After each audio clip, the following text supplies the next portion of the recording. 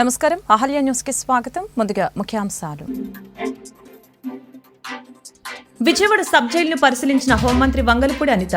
Jail స్థితిగతులు, మౌలిక వసతులపై ఆరా, jail అధికారులపై వస్తున్న ఆరోపణలపై తనిఖీ చేయడం జరిగిందన్న హోంమంత్రి.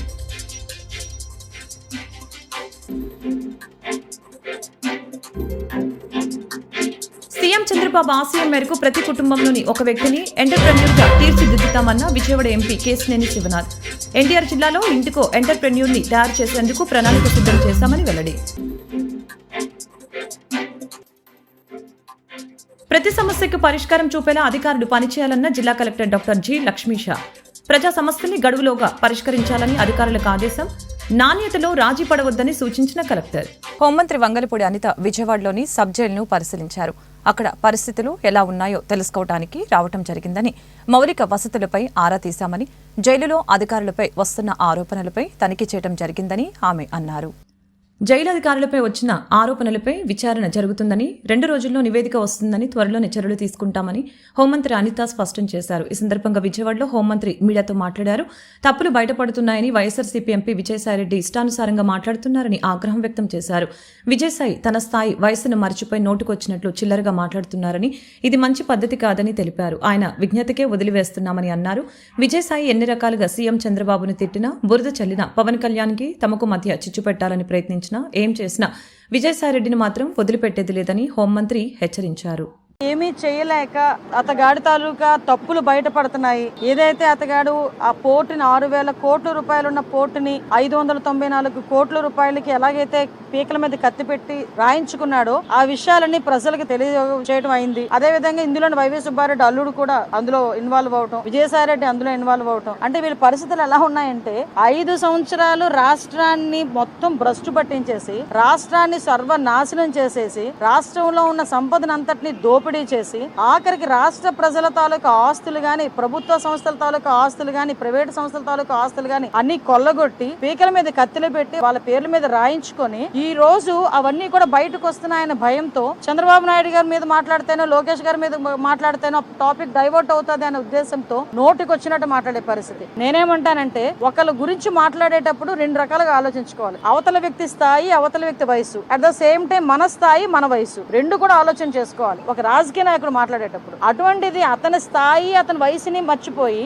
ఏదో నోటికొచ్చినట్టు చిల్లరగా తిరిగే వాళ్ళు మాట్లాడినట్టు కూడా సొసైటీలోకి ఒక రెప్యుటేషన్ పోస్ట్ లో ఉండి మీడియా ముందు మాట్లాడేటప్పుడు కూడా నోటికొచ్చినట్టు మాట్లాడడం అనేది అతని తాలూకా నైతికతకి నిదర్శనంగా మనం భావించుకోవాలి. అట్ ద సేమ్ టైం నేనేమంటానంటే, ఈ రోజు నువ్వు ఎన్ని రకాలుగా చంద్రబాబు నాయుడు గారిని తిట్టు, చంద్రబాబు నాయుడు గారి మీద బురద జల్లు, పవన్ కళ్యాణ్ గారికి మాకు ఏదో మధ్యలోని చిచ్చు పెట్టాలని ప్రయత్నం చేయి, ఎన్ని చేయి, కానీ నిన్ను మాత్రం వదిలిపెట్టేది లేదు. ఆ విషయం మాత్రం మర్చిపోమాక. ఎంత మంది మీదకి నువ్వు వెళ్ళి ఎన్ని బురద జల్లాలని ప్రయత్నం చేసినా, రేపొద్దు నా గురించి నువ్వు ఎన్ని మాట్లాడినా కూడా నేను కూడా భయపడేది ఏం లేదు. ఎందుకంటే ఈ రోజు ప్రజల సొమ్ము తిన్నావు, ప్రజల సొమ్ము తిన్నారు మీరు అందరూ కలిపి. ఈ రోజు చాలా ఆస్తులు కొల్లగొట్టారు. ఈ విషయాల మీద విచారణ జరుగుతుంది. ఈ విచారణలో వెళ్తుంది కాబట్టి ఎందుకు నీకు అంత భయం ఏంటి? నిజంగా నువ్వు చేయలేదనుకో ఎంక్వైరీ చేసుకోమని చెప్పు. దాని గురించి మాట్లాడడం అనేసి చంద్రబాబు నాయుడు గారు వయసు గురించి ఎందుకు మాట్లాడతాడు ఈయన? అసలు నాకు అర్థం కాదు. పవన్ కళ్యాణ్ గారు గురించి, చంద్రబాబు నాయుడు గారి గురించి మధ్యలో చిచ్చు పెట్టడానికి ఎందుకు మాట్లాడతాడు ఈయన? నువ్వు బయటకు వచ్చావు, మేము ఆరోపిస్తున్నాం కొన్ని సందర్భాల్లో. ఆరోపణలకు విషయం చెప్పు. ఈ రోజు నా మీద ఎవరైనా ఆరోపించారనుకోండి, ఆ ఆరోపణలకు నేను సమాధానం చెప్తాను. దాని గురించి మాత్రం మాట్లాడరు వీళ్ళు. వెంటనే టాపిక్ డైవర్ట్ చేసి మాట్లాడే పరిస్థితి. లాస్ట్ 5 సంవత్సరాలు చేసి 11 తెచ్చుకున్నారు. మళ్ళీ ఈ 5 సంవత్సరాలు ఇదే గనక చేస్తే 11 కూడా రావు గ్యారంటీ.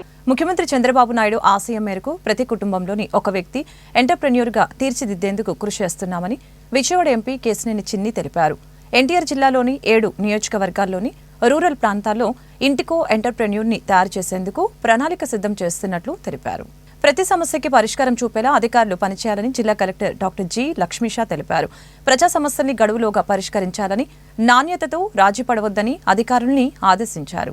ముంతాజ్ బేగాన్ని, మాది గుంటూరు మారుతి నగరు. నా ఆధార్ కార్డు మీద నెంబరు లింక్ అయింది. లింక్ అయిన నెంబర్ మీద 1000 గజాల స్థలం ఉన్నట్టు వచ్చింది. అది తీపించుకోవాలంటే టైం పడుతుంది అంటున్నారు. అది తీపిస్తే కానీ నాకు పింఛన్ కానీ ఏ ఆధార్ కార్డు మీద లింక్ అయినందువల్ల ఏమీ రావట్లేదు. పింఛన్ కావాలి. ఏమన్నా పింఛన్ మా భర్త చనిపోయారండి, 8 నెలలు అయింది. పింఛన్ పెట్టుకోవాలి. అది స్లిప్ ఉంది, లేదు అసలు ఏమీ లేవు. లింక్ అయినట్టు వచ్చింది నా ఆధార్ కార్డు మీద. అవి తీపించుకోవాలంటే తిరుగుతూనే ఉన్నాం. సచివాలయం కానీ పైనుంచి ఆర్డర్ రావట్లేదు, తీయట్లేదు అంటున్నారు. అవి వచ్చేలోపు మరి పింఛన్ రావట్లేదు, ఏదన్నా పథకాలు కానీ ఏమి రావట్లేదు. జగన్ లింక్ అయినవి స్లిప్పుల మీద జగన్ ఇచ్చినవి కూడా రావట్లేదు ఏమి. ఇంకా ఇప్పుడు పెట్టుకుంటే ఎక్కడంటే పలకలూరు అని మరి వేరే వేరే చోట్ల లింక్ అయినవి. అది తెలిసిన వాళ్ళు ఎవరన్నా మీ పేర్ల మీద ఏమైనా పెట్టారా? ఏమీ లేవండి, ఏమీ లేవు. ఆధార్ కార్డు ఓపెన్ చేస్తే అన్ని స్థలాలు వచ్చినట్టు చూపిస్తుంది. దానివల్ల రేషన్ కార్డు ఏమైనా పోయిందా? రేషన్ కార్డు ఉందండి, ఆధార్ కార్డు మీదే లింక్ అయినాయి అని వచ్చినాయి అన్ని. దానివల్ల పింఛన్ అప్లై చేస్తే జనవరిలో అంటున్నారు. ఈలోపు ఇళ్ళకి పెట్టుకున్నారు, పథకాలు కూడా ఏమి రాలేదు, పైనుంచి కూడా ఏమి రాలేదు. అడిగామండి, వస్తుంది పైనుంచి ఆర్డర్ రాలేదండి అని చెబుతున్నారు సచివాలయంలో అడిగితే. అది ఫాదర్ గారు లాస్ట్ 7 months బ్యాక్ చనిపోయారు. అయితే మా మదర్ గారికి వితంతు పెన్షన్ కోసం అని సచివాలయానికి వెళ్తే వాళ్ళు ఏమంటున్నారంటే మా అమ్మగారు ఆధార్ కార్డుకి జగన్ అయితే ఏ ఫ్రీగా ఇల్లు ఇచ్చారో అవి దాదాపుగా 24 ఇళ్ళ స్థలాలు మా అమ్మగారు ఆధార్ కార్డు మీద ఎక్కించడం జరిగింది. కానీ అందులో మాకు ఏ ఇంటి స్థలం మాకు వచ్చింది లేదు, మాకు సొంత ఇల్లు కూడా ఏమీ లేదు. కానీ అలా చూపించడం వల్ల మాకు గవర్నమెంట్ నుంచి వచ్చే ఎటువంటి పథకాలు రావట్లేదు. దీని గురించి మేము లాస్ట్ 7 months క్రితం మున్సిపల్ కార్పొరేషన్ గారి దగ్గరికి వెళ్ళి కంప్లైంట్ ఇచ్చాము. తర్వాత స్పందన దగ్గర కంప్లైంట్ ఇచ్చాము.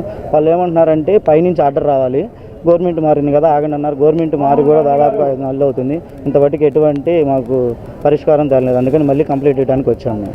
మీ మదర్కి ఏం కావాలి? పెన్షన్ కావాలి. మా ఫాదర్ గారు చనిపోయారు కదా, వితంతు పెన్షన్ వస్తుంది కదా గవర్నమెంట్ నుంచి, అది రావట్లేదు. ఇది మాకు తెలిసి 7 months అవుతుంది. అవును. ప్రైవేట్ స్థలమా లేదంటే? లేదు, అవన్నీ గవర్నమెంట్ స్థలాలు. ఒకే కార్డు మీద ఆధార్కి లింక్ అయినాయి, ఒకే చోట లేవు. పలకలూరు అని, అడవితక్కులపాడు, మారుతినగర్ అట్లాగా కొన్ని చోట్ల ఉన్నాయి ఆ స్థలాలన్నీ. ఆ స్థలాలు అసైన్మెంట్ నెంబర్లు ఒక్కటే ఇచ్చారు, ఆ స్థలాలు ఎక్కడున్నాయో చూపించట్లేదు.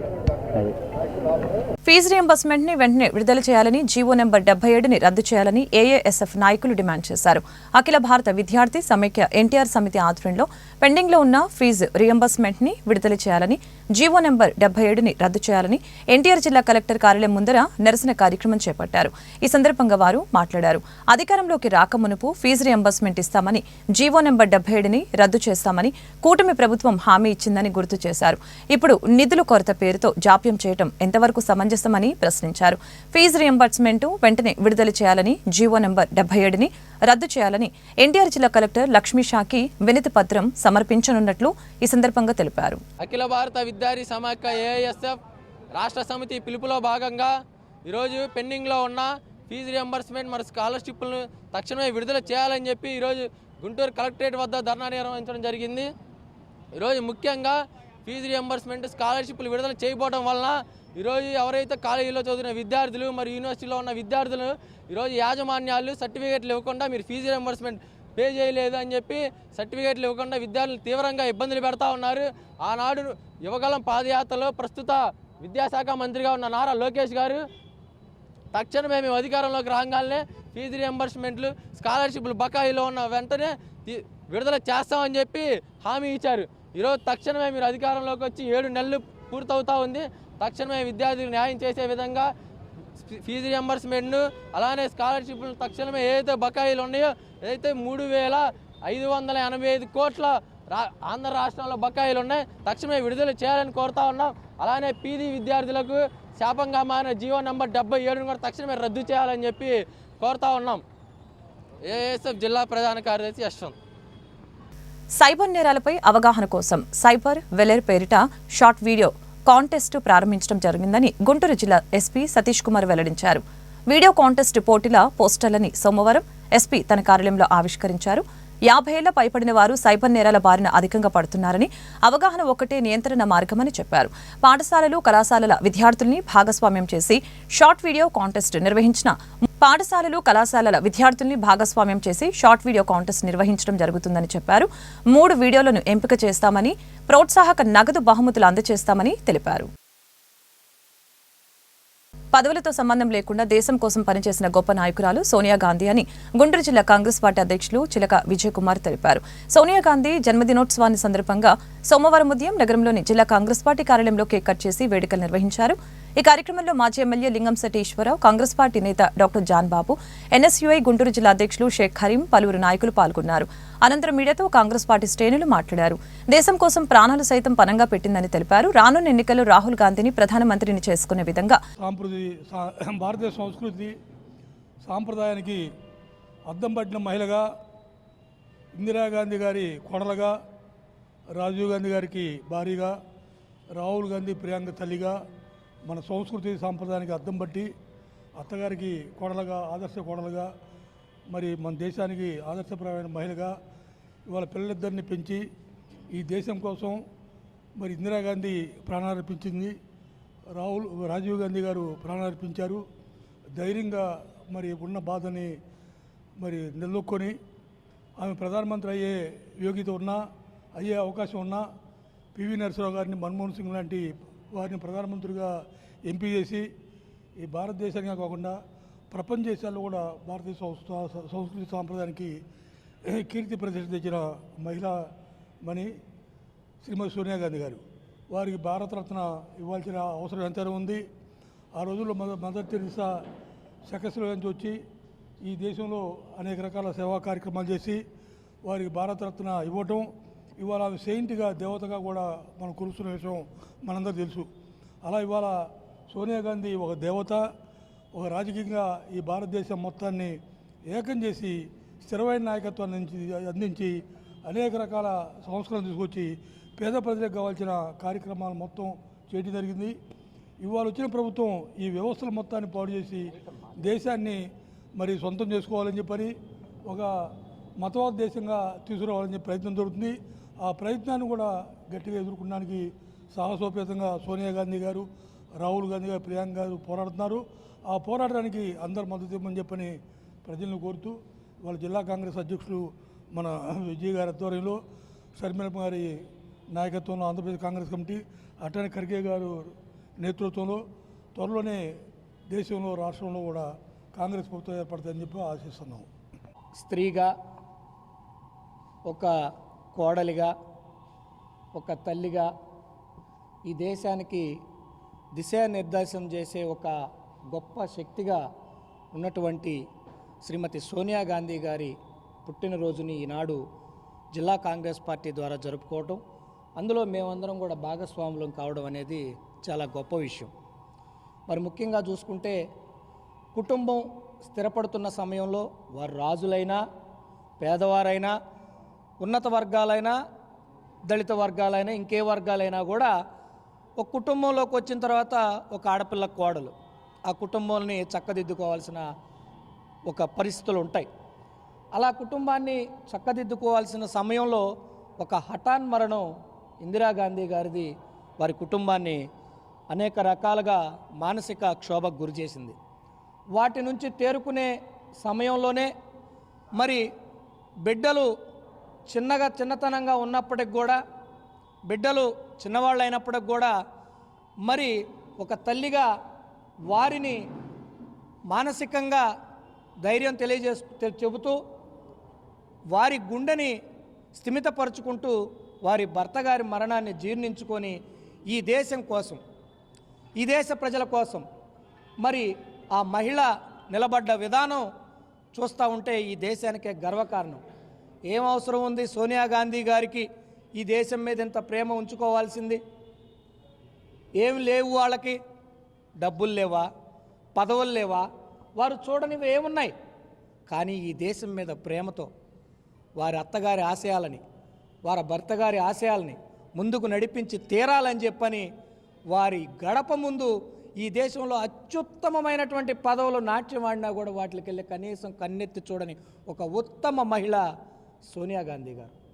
అది గుర్తుపెట్టుకోవాలి ఈ దేశ ప్రజలు. ఈనాడు మనం చూస్తూ ఉన్నాం, ఒక ఎమ్మెల్యే పదవి కోసమో, ఒక చిన్న కార్పొరేటర్ పదవి కోసమో ఎన్ని రకాల కుయుక్తులు, ఎంత దుర్భాషలు, ఎంత దరిద్రపు రాజకీయాలు నడుస్తూ ఉన్నాయో ఈ దేశంలో, ఈ రాష్ట్రంలో మనం చూస్తూ ఉన్నాం.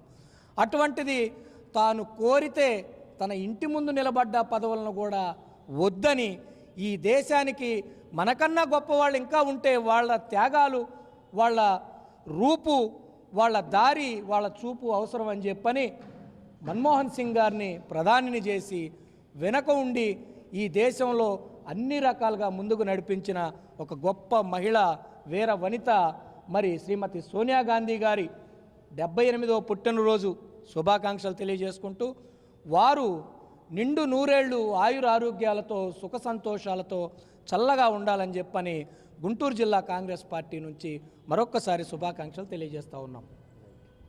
ఈరోజు మన భారతదేశంలో ఇద్దరు ఉక్కు మహిళలు ఉన్నటువంటి పరిస్థితి. ఒకళ్ళు శ్రీమతి ఇందిరాగాంధీ అయినప్పటికీ కూడా మరొకరు శ్రీమతి సోనియా గాంధీ గారు. ఎందుకంటే నిజంగా పెద్దలు చెప్పినట్టు వాళ్ళ కుటుంబాల్లో నుంచి వాళ్ళ సొంత మనుషుల్ని కోల్పోయినప్పటికి కూడా ఆ బాధను, ఆ ఆవేదనను ఉంచుకోకుండా ఈ దేశ ప్రజల కోసం, ఈ దేశ భవిష్యత్తు కోసం ఏదైతే వాళ్ళ కుటుంబాలనే త్యాగం చేసినటువంటి ఏకైక పార్టీ ఏదైనా ఉందంటే అది కాంగ్రెస్ పార్టీ. నిజంగా ఈరోజు సోనియా గాంధీ మేడం గారికి జన్మదిన శుభాకాంక్షలు తెలియజేసుకుంటూ ఇలాంటి పుట్టినరోజులు మరెన్నో ఘనంగా జరుపుకొని వాళ్ళ స్ఫూర్తితో మేము ఇంకా ముందుకు వెళ్ళాలని ఈ సందర్భంగా తెలియజేసుకుంటూ, ఇంకొకటి చివరి కోరిక అయినటువంటి డాక్టర్ వైఎస్ రాజశేఖర రెడ్డి గారిది, అదేవిధంగా సోనియా గాంధీ గారిది ఏదైతే రాహుల్ గాంధీ గారిని దేశ ప్రధానమంత్రిగా చూడాలని ఉందో దాన్ని నెరవేర్చేంత వరకు కూడా మా వంతున మేము కృషి చేసి రాహుల్ గాంధీ గారిని ప్రధానమంత్రి చేసేంత వరకు కూడా మేమంతా కూడా కష్టపడతామని ఈ సందర్భంగా తెలియజేసుకుంటూ మరొకసారి శ్రీమతి సోనియా గాంధీ మేడం గారికి 78వ పుట్టినరోజు శుభాకాంక్షలు తెలియజేసుకుంటూ సెలవు తీసుకుంటాం. దేశంలో వరుస బాంబు బెదిరింపులు కలకలం రేపుతున్నాయి. ఇవాళ ఉదయం దేశ రాజధాని ఢిల్లీలో ఏకంగా 44 పాఠశాలలకి ఇలాంటి బెదిరింపులు వచ్చిన విషయం తెలిసిందే. తాజాగా మహారాష్ట్రలోని ఓ హోటల్కి ఈ తరహా బెదిరింపులే వచ్చాయి. నాగపూర్లోని గణేష్పేట్ కాలనీ ప్రాంతంలో గల హోటల్ ద్వారకామైకి బాంబు బెదిరింపులు వచ్చాయి. ఆగంతకులు ఈమెయిల్ ద్వారా బెదిరింపులకి పాల్పడ్డారు. అప్రమత్తమైన హోటల్ యాజమాన్యం వెంటనే పోలీసులకి సమాచారం అందజేశారు. రంగంలోకి దిగిన పోలీసులు బాంబు స్క్వాడ్, డాగ్ స్క్వాడ్స్ తో ఘటనా స్థలానికి చేరుకొని తనిఖీలు చేపట్టారు. द्वारकामाई गणेशपेट में जो होटल है उसमें किया गया है. उन्होंने तुरंत पुलिस को यहाँ पे मालूमात देने के बाद यहाँ पे पुलिस आई. हमने सारा जो इनमेट से सारे इवैक्यूएट किए और जो बीडीडीएस की हमारी टीम है, बीडीडीएस की टीम से हमने सारा डिटेल सर्च लिया है. उसमें अब तक हमें कुछ भी मिला नहीं, संशयास्पद या सस्पेक्टेबल कुछ मिला नहीं है. अभी आगे का फर्दर इन्वेस्टिगेशन शुरू है और एक बार पूरा सैनिटाइज पूरा चेक करेंगे हम और उसके बाद में जो मेल आया है उसका भी एनालिसिस करके फर्दर इन्वेस्टिगेशन के बाद 2:45 आसपास तक मेल है. నిర్ధారణ అవని ఆరోపణల కారణంగా చూపిస్తూ నన్ను శాశ్వతంగా యూనియన్ నుంచి తొలగించినట్లు మీడియాలో పుకార్లు పుట్టిస్తున్నారనేవి నమ్మకండి అని జానీ మాస్టర్ ప్రముఖ కొరియోగ్రాఫర్ తెలిపారు. నా పదవీ కాలం ఇంకా ఉంది అని తెలిపారు. అనధికారికంగా, అనైతికంగా ఎలక్షన్ నిర్వహించి వారే నిర్ణయాలు, హోదాలు తీసుకునే హక్కు ఎవరికి లేదని అన్నారు. దీనికి కారణమైన వారిపై చట్టపరంగా వెళ్తామని చెప్పారు. టాలెంట్ ఉన్న వారికి పనివ్వకుండా, దొరకకుండా ఎవరు ఆపలేరు. నా కొరియోగ్రఫీలో నుంచి ఒక మంచి పాట రాబోతుంది, మీ అందరికీ ఖచ్చితంగా నచ్చుతుందని జానీ మాస్టర్ తెలిపారు. యూనియన్ నుంచి శాశ్వతంగా తొలగించారని చెప్పి అదంతా ఫేక్, నమ్మద్దు. నన్ను ఏ యూనియన్ నుంచి తీసేయలేదు, నా కార్డు ఎవరు తీసేయలేదు. నేను డాన్సర్స్ యూనియన్లో మెంబరు. అండ్ అలాగే ఏదైతే ఈ ఎలక్షన్స్ నిన్న జరిగినాయో అవి లీగల్గా నేను ఫైట్ చేస్తున్నాను. ఆ వివరాలు తొందరలో చెప్తాను. అండ్ మీ అందరికీ నేను ఇంకొకసారి చాలా థ్యాంక్స్ చెప్పుకుంటున్నాను. నన్ను చాలా ఆదరించారు మీడియా మిత్రులు కానీ, పత్రికా మిత్రులు కానీ. సో కొన్ని ఛానల్స్ మాత్రమే ఇది అవతల మనసులు బాధ పెట్టేలాగా, అంటే తెలుసుకోకుండా న్యూస్ ఉన్నది లేనిది పెట్టేస్తున్నారు. కరెక్ట్గా న్యూస్ తెలుసుకొని పెట్టండి, ఎందుకంటే దానివల్ల అవతల మనసులు బాధపడతాయి. ఇప్పుడు శాశ్వతంగా తీసేశారు, ఇదంతా తప్పుడు ప్రచారం. శాశ్వతంగా నన్ను ఎవరు తీశారు? ఎవరు తీయలేదు. నన్నే కాదు, ఎవరిని కూడా శాశ్వతంగా తీయలేరు. ఎందుకనంటే పనిని, టాలెంట్ని ఆపే హక్కు ఎవరికి లేదు. ఎవరు ఎక్కడైనా పని చేసుకోవచ్చు. సో దయచేసి అందరికీ ఇంకొకసారి నమస్కరిస్తూ నేను మీ జానీ మాస్టర్ తొందరలో మంచి సాంగ్తో వస్తాను. నా రిహార్సల్స్ నడుస్తున్నాయి. నాతో పాటు నా అసిస్టెంట్స్ వర్క్ చేస్తున్నారు, నా డాన్సర్స్ వర్క్ చేస్తున్నారు. సో మా యూనియన్కి, మా ముఖరాజు గారు మాస్టర్ పెట్టిన యూనియన్కి ఎప్పుడు రుణపడి ఉంటాను నేను. సో ఆ యూనియన్లోనే నాకు ఇంత పెద్ద పేరు, గుర్తింపు వచ్చింది. ఇంత పెద్ద మంచి పేరు వచ్చింది ఆ యూనియన్ ద్వారానే. నా TFTTD మా యూనియన్ ద్వారానే, ముఖరాజ్ మాస్టర్ నిర్మించిన యూనియన్ ఏదైతే ఉందో దాని ద్వారానే ఈరోజు నేను ఈ పాన్ ఇండియా కొరియోగ్రాఫర్ అనే ఏదైతే ట్యాగ్ ఉందో నన్ను ఇంతమంది ఆదరించడానికి, అభిమానించడానికి సో నాకు యూనియనే కారణం. సో ఆ యూనియన్ ఎప్పుడు గౌరవిస్తాను. ఆ యూనియన్లో ఏదైతే ఎలక్షన్స్ అన్నీ కూడా జరిగినో అది లీగల్గా ఏంది ఉందో నేను దాన్ని ఫైట్ చేస్తాను. సో అప్పటిదాకా సో మంచి సాంగులతో నేను ముందుకు వస్తాను. సో రిహార్సల్లోనే ఉన్నాను. ఇన్నిసార్లు ఎందుకు చెప్తున్నానంటే ఫేక్ న్యూస్ని నమ్మద్దు. నన్ను ఎవరు ఎక్కడి నుంచి ఏ యూనియన్ నుంచి తొలగించలేదు. సో నేను ప్రతి యూనియన్లో వర్క్ చేయొచ్చు. అంటే ప్రతి యూనియన్ డాన్సర్స్తో నేను వర్క్ చేయొచ్చు. చాలామందికి నేను కొరియోగ్రాఫర్ అవకాశాలు కూడా ఇచ్చాను. నా దగ్గర ఎవరైతే వర్క్ చేశారో పిల్లలందరూ కూడా, సో వాళ్ళందరూ కూడా వర్క్ చేశారు. ఇప్పుడు మంచి కొరియోగ్రాఫర్స్గా సెట్ అవుతున్నారు. మోయిన్ మాస్టర్ కానీ, శిరీష్ మాస్టర్ కానీ, యానీ మాస్టర్ కానీ, భాను మాస్టర్ కానీ, సో వీళ్ళందరూ నా దగ్గర చేసి వెళ్ళిన వాళ్ళే. ఇంకా చాలామంది వస్తున్నారు. సో అలానే ఇప్పుడున్న నా దగ్గర అసిస్టెంట్స్ కొరియోగ్రాఫర్స్ కూడా చాలా కష్టపడుతున్నారు. త్వరలో వాళ్ళు కూడా మంచి కొరియోగ్రాఫర్స్గా బయటకు వస్తారు. సో ఈ పని అనేది ఎవరు ఆపలేరు. సో టాలెంట్ అనేది ఎవరు తప్పలేరు. సో దయచేసి హ్యాపీగా నన్ను బ్లెస్ చేసిన ప్రతి ఒక్కరికి థ్యాంక్ యూ సో మచ్. ఇంకొకసారి నేను మీ జానీ మాస్టర్ సూన్ ఒక మంచి సాంగ్తో మీ ముందుకు వస్తాను. జై హింద్. వార్తలు ముగించే ముందు ముఖ్యాంశాలు మరొకసారి. విజయవాడ సబ్ జైలును పరిశీలించిన హోంమంత్రి వంగలపూడి అనిత. జైలు స్థితిగతులు, మౌలిక వసతులపై ఆరా. జైలు అధికారులపై వస్తున్న ఆరోపణలపై తనిఖీ చేయడం జరిగిందన్న హోంమంత్రి.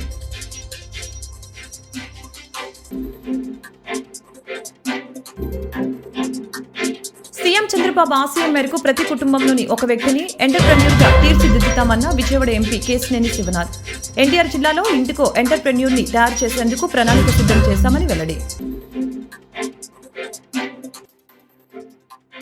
ప్రతి సమస్యకు పరిష్కారం చూపేలా అధికారులు పనిచేయాలన్న జిల్లా కలెక్టర్ డాక్టర్ జి. లక్ష్మీష. ప్రజా సమస్యల్ని గడువులోగా పరిష్కరించాలని అధికారులకు ఆదేశం. నాణ్యతలో రాజీ పడవద్దని సూచించిన కలెక్టర్. ఈ వార్తలు ఇంతటితో సమాప్తం. మరొక బులెటిన్ మళ్ళీ కలుద్దాం. నమస్కారం.